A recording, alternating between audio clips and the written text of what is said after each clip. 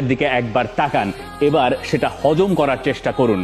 Leicester সিটির footballer যিনি FA cup জিতেছেন 2021 সালে, তিনি বাংলাদেশ জাতীয় দলের হয়ে ফুটবল খেলবেন।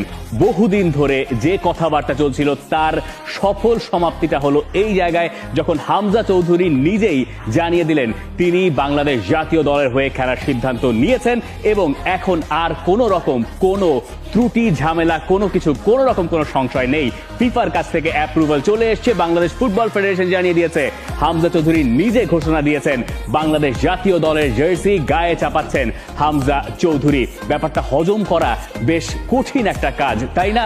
অনেক রকম প্রশ্ন নিশ্চয়ই আপনার মনে এই মুহূর্তে আছে যে কবে হামজা চৌধুরী বাংলাদেশের জার্সি গায়ে খেলবেন, কিভাবে হামজা চৌধুরী বাংলাদেশের জার্সি গায়ে চাপানোর সিদ্ধান্ত নিলেন। চলুন আমরা সবকিছু নিয়ে কথা বলি। তার আগে আরো একবার বলি, এই ছবিটার দিকে তাকান, লাল সবুজের পতাকা কার হাতে?